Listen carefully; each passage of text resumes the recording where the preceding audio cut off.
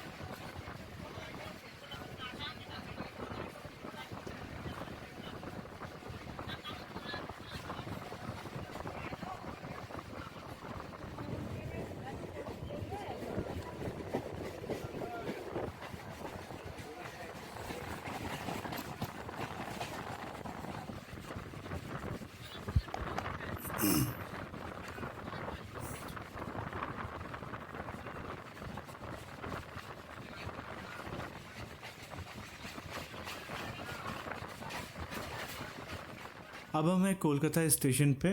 तो जो भी लोग बाहर से कोलकाता मेट्रो सिटी आते हैं घूमने या किसी और काम से, तो उनको बता दूं कि कोलकाता में अपने आप में 5 बड़े स्टेशन हैं। पहला है हावड़ा, दूसरा है शालदा, तीसरा है कोलकाता, चौथा है शालीमार और पांचवा है सांतरगाछी रेलवे स्टेशन।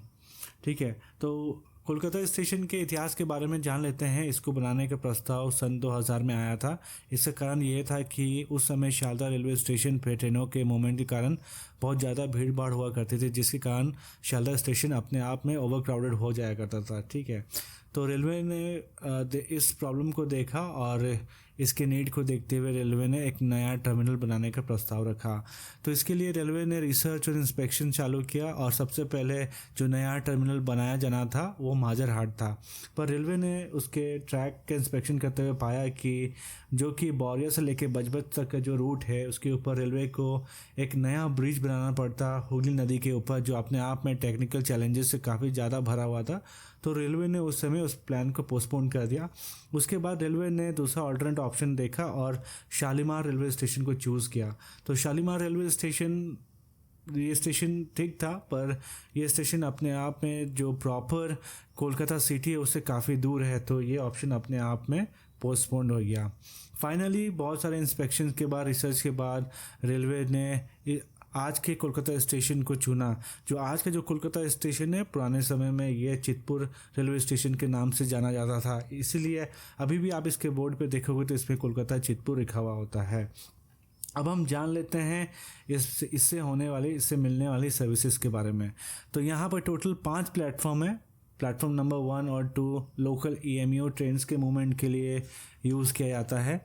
इसके अलावा जो प्लेटफॉर्म 2, 3 और इसके अलावा जो प्लेटफॉर्म 3, 4 और 5 है वो लंबी दूरी के ट्रेनों के लिए यूज़ किया जाता है। आपको बता दूं कि यहाँ से अगर आपको भारत से बांग्लादेश ट्रेन से जाना है तो यहाँ से 2 ट्रेनें चलती हैं, जो कि है कोलकाता से लेके ढाका के लिए और दूसरा है कोलकाता से लेके खुलना तक के लिए।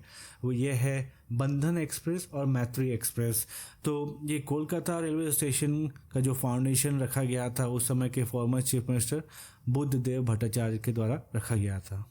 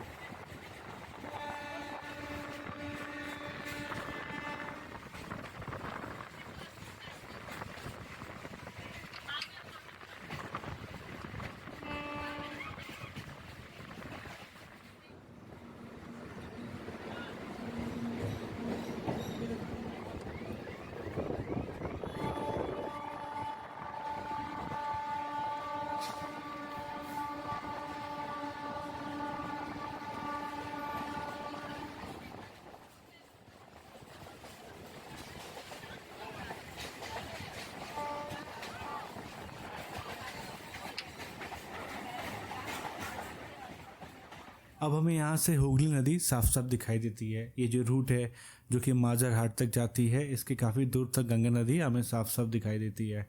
तो जब इसकी जानकारी मैं ऑनलाइन जुटा रहा था तो मुझे काफ़ी इंटरेस्टिंग फैक्ट्स जानने को मिले। तो आपको बता दूं कि हुगली नदी गंगा नदी की एक सहायक नदी है, उसकी ही ब्रांच है और इसका एग्जिस्टेंस तब होता है जब ये हुगली डिस्ट्रिक्ट में एंटर करती है। जब ये नदी वहाँ पर प्रवेश करती है तो वहाँ से इसका नाम हुगली पड़ जाता है।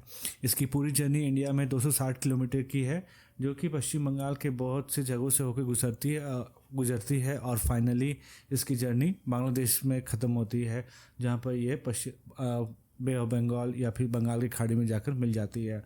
तो बांग्लादेश में इस नदी का नाम पद्मा है, जो पद्मा के नाम से वहाँ जानी जाती है। ठीक है, तो अगर मैं हुगली नदी के बारे में बताऊं तो हिंदू पुराणों के अकॉर्डिंग, जो हिंदू मैथोलॉजी है उसके अकॉर्डिंग इसे गंगा या कटी गंगा भी कहा जाता है।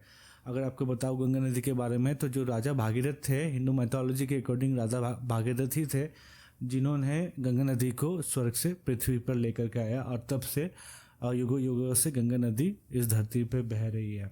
ठीक है, इसके अलावा भी इसमें बहुत सी इंपॉर्टेंट फैक्ट्स है, जैसे कि जो कोलकाता आज के टाइम पे जो कोलकाता सिटी है, सबसे पहले जो ईस्ट इंडिया कंपनी इंडिया पे आई थी, ठीक है, 1620 के आसपास।